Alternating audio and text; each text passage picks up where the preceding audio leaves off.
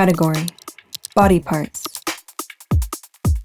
Keywords: fear, anxiety, uncomfortable, insecure, worried, flirting, desire. Expected use is expected to have high usage. The proposed biting lip provides a significant advance in coverage to depict various forms of tension, flirtation, or insecurities. Fills a gap in expression and among existing emoji. An important part of communication is knowing when to talk versus when to listen. This emoji helps convey the tension between the two. This is an extract from the 2019 Emoji Proposal, a proposal made to a selected group of people that meet every week to decide whether a goose, a melting face, or a pink heart should exist on our keyboards. And this is about more than fun yellow faces. Like any other means of expression, emojis are shaping our reality. Deciding what we can or cannot express is a pretty big deal. After all, visibility is power. So, how does a jellyfish become an emoji? Chapter 1. The end of the 20th century was a busy time. Information started to spread quicker, and the world was drowning in messages. There's no better way to keep in touch. You've got mail. Life was migrating from reality to the internet. You can go online. But letters were still our only means of communication. It was starting to feel kind of dry and kind of boring. We needed something to make online communication clearer, faster, more fun. Something to fill in the gaps, to make it seem more like talking. And in 1995, Japan's #1 mobile carrier, DOCOMO, released a pager for teenagers. Catering to teenagers and their crazy teenage lifestyle, DOCOMO introduced a new symbol, a red heart. 2 years later, a smaller Japanese carrier released a Skywalker DP211SW, the first phone to support 90 emoji characters. A lot of emojis we now use originated from this cute black and white set.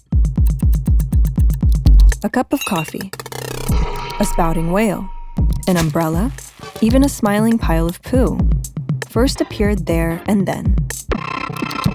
Unfortunately, the author is still unknown. Emoji. In the following years, every Japanese phone carrier came up with their own set of emojis. But there was a problem. Each company had a different way of encoding them. Computers work with numbers, so every time you press, let's say, the letter H, your computer doesn't see a letter. It sees a number and turns it back into H on your screen. If emojis on different phones have different numbers assigned to them, your crying face emoji can turn up as a Oi. or a Hey. or a blank space. There was a bunch of encoding systems, one for every platform, manufacturer, or even device. It was the time of garbled text. They called it Moji Bake in Japan, Buchstabensalat in Germany, and Krakaziabre in Russia. Someone sends you an email in Japanese. Your computer tries to decode it, but the system is different, and all you get is gibberish, garbled text, and weird symbols. The early internet was filled with this. Frankly, I kind of miss it. For me, Krakaziabri were something mystical, like coded signals from another world. But it couldn't last. The world was plunging into the digital age. We needed a new system. The end of the 2000s was the end of the garbled text era. Over the next decade, all major internet companies fully adopted the Unicode standard, the Universal Character Encoding System. Unicode enables your phone to display Chinese characters, Russian slang, an ancient Sumerian word, and a math symbol, all in the same tweet on every device. The Unicode Consortium is an independent organization founded in 1991 by Apple and Xerox engineers, Joe Becker, Mark Davis, and Lee Collins. It's a nonprofit funded primarily through membership fees and donations. Unicode is now the standard for text encoding across nearly all digital systems. If it involves text, it involves Unicode. By the way, we have a Patreon now. So if you like our videos, you can support us there. We'll post stories about the world and about us personally. You can let us know in the comments which content you prefer. A huge thank you to our wonderful first patrons, Chuck, Niranjan, and my stepdad. With your support, we can overcome our ADHD faster, which means more videos. Thanks again to everyone watching. In 2010, Unicode formed a subcommittee to deal with emojis. Officially, it's called the UTC Emoji Standard and Research Working Group. Every year, Unicode adds new emojis to their list. Most of the voting members are representatives of tech giants such as Apple, Google, Microsoft, and others. Anyone can submit an idea, though. Unicode asks for a draft of the emoji, a justification for its need, and an analysis of how it would fit into the broader emoji vocabulary. But do we really need a special committee to approve lime as an emoji? Is it one of those fake jobs Twitter is always worried about? What are they deciding exactly? And why should we even care?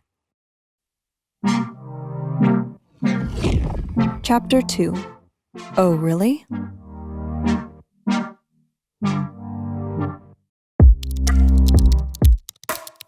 When emojis first went global, we thought they would become some sort of a new language. Not a language in the traditional sense, but a pidgin, like Chinese English used by traders in the 17th century. Or a digital Esperanto, a global language for a global world.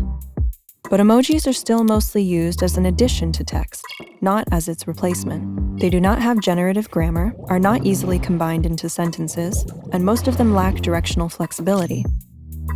Maybe emojis are digital intonation clarifiers, are crutches in the world without facial expressions, emotional indicators helping us to express our mood in the moment. But emojis are used far beyond their emotional symbolism. They don't just convey emotions, they signal the tone of the message. When I write, "I love Mondays," with the melting face emoji, I'm not describing my feelings. I'm signaling the reader to reinterpret the text. What I'm saying is, this is sarcasm. I actually do not love Mondays. In linguistics, this sort of meaning adjustment is called illocutionary force. It's the speaker's intended effect on the listener, not the words themselves, but the underlying purpose behind them. This party is over is just an observation, but when used by an officer, it's a command. Oh, really? It's just a question. But add a smirk, and the illocutionary force will make it an insult. Okay, all right. This hidden meaning can be transmitted in many ways: tone of voice, facial expressions, posture, and gestures, the closest offline equivalent of an emoji. Both can be emblematic, add emphasis, signal attitude, and convey a meaning in the absence of speech. This was concluded not by me, but by the brilliant linguists Lauren Gahn and Gretchen McCulloch in their article Emoji as Digital Gesture. As Lauren Gahn explains it, we're much more likely to be hanging out on social media than at the water cooler these days. But just because we're no longer face-to-face when we chat doesn't mean our communication is completely disembodied. Making gestures is an innate human need, almost a compulsion. We do it when we speak to ourselves, we do it when we talk on the phone. People who are born blind still do it. It's a uniquely human trait. No other species point, unless they were raised by people. Theoretics of embodied cognition will tell you that thinking isn't confined to the brain. It happens in the body too. Gestures aren't mere movements, they support our cognitive process. Or even outsource it, offloading some of the cognitive work onto your hands to save cognitive energy. Gestures are limited by what our hands are capable of, and that is limited by evolution and the laws of physics. So if emojis are akin to gestures, then the Unicode Committee are some sort of gods. They decide what new gestures we're allowed to make. Chapter 3. Face in Clouds. Do you remember the first year of the pandemic? Frankly, I don't. It was a time of anxiety, dissociation, dizziness, and protecting your peace. A time of brain fog and self-medication. By the end of 2020, we had these: face exhaling, face with spiral eyes, and face in clouds. The way I see it, The face in clouds emoji embodies the defining vibe of 2020. Memory problems, lack of mental clarity, inability to focus, and of course, the COVID and post-COVID brain fog. Since its first inclusion in Unicode, our emoji keyboard has expanded by more than 3,700 characters. I get overstimulated looking for a jellyfish. To avoid emoji bloat, the committee needs to choose carefully.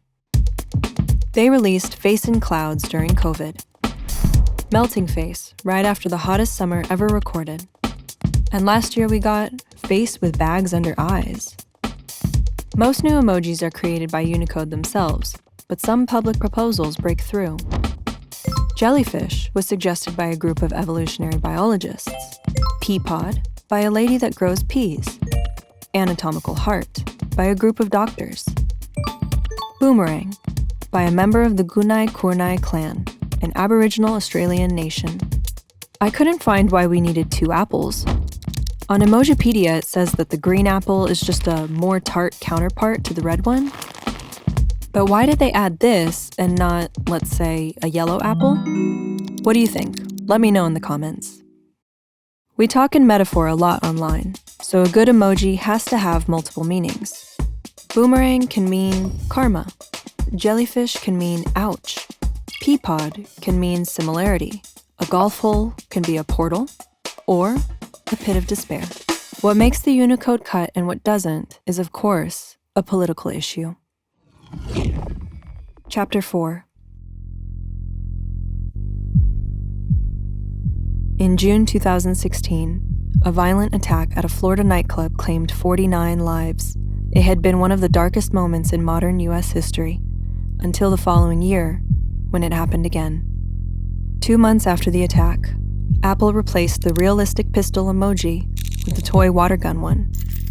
By 2018, almost all other major companies had done the same. It was a huge loss for a lot of people. There was a hashtag #ArmYourPhone, a third-party gun emoji app, and Twitter accounts fully committed to upholding the gun emoji nostalgia.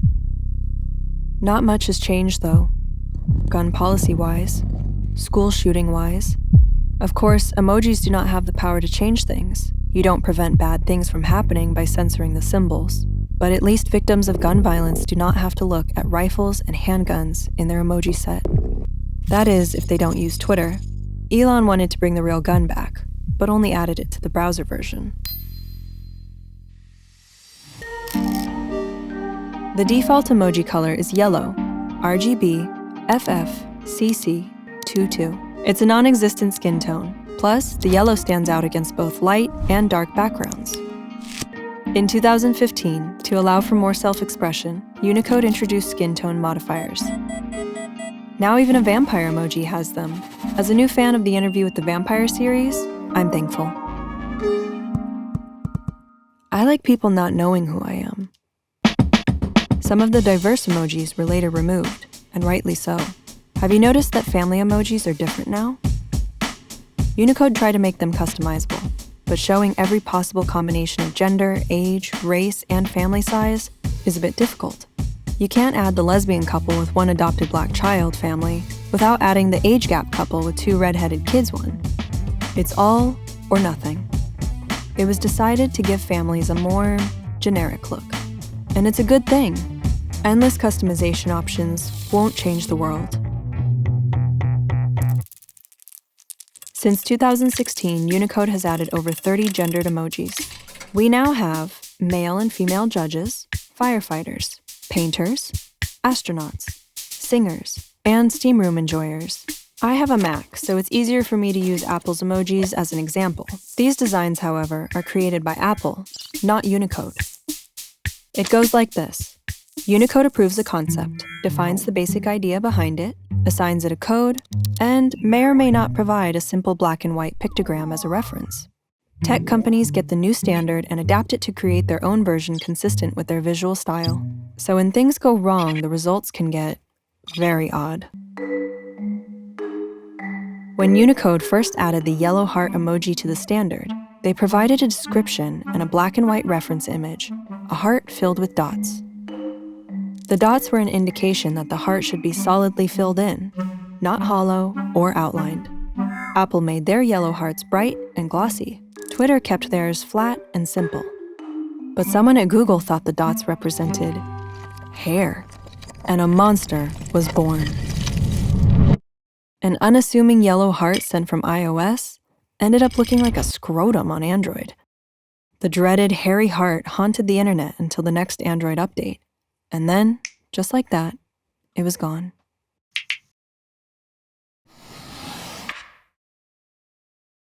Chapter 5. Face with Tears of Joy.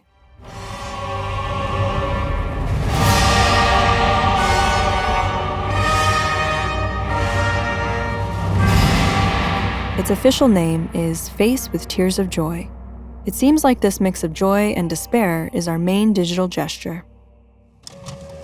Face with Tears of Joy accounts for over 5% of all emoji use. Aside from the red heart emoji, nothing else even comes close. In 2015, Face with Tears of Joy became the Oxford Dictionary's word of the year. And a moral panic began. Emojis were ruining the language, the civilization even. A cultural decline was happening. It was the end of days. Face with Tears of Joy is, of course, not a word. Oxford Dictionary people know this. They just wanted to have fun.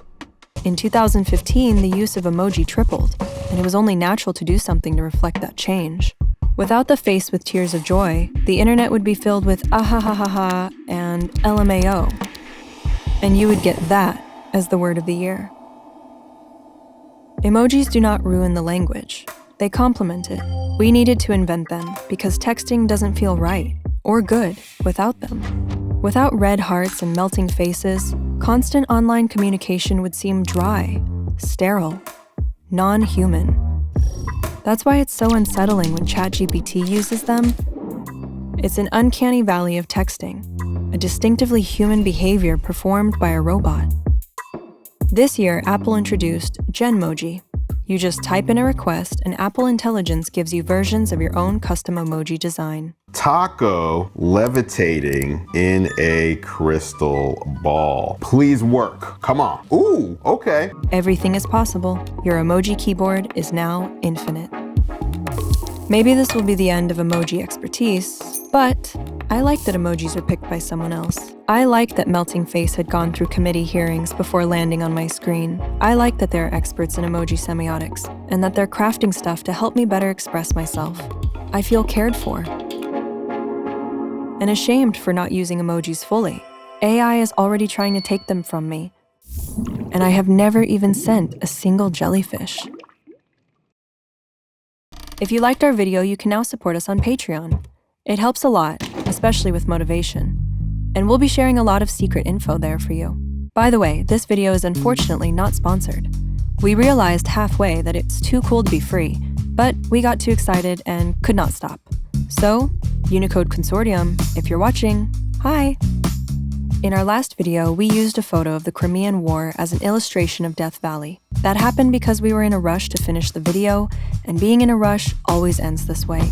Thank you for noticing it, Silhouette Lifter, Wizard Apprentice 4th, and official Richard Nixon. And once again, thank you for all your wonderful comments and words of encouragement. You literally make us better writers. Please tell us in the comments what your favorite emoji combination is. Thank you, and see you next time.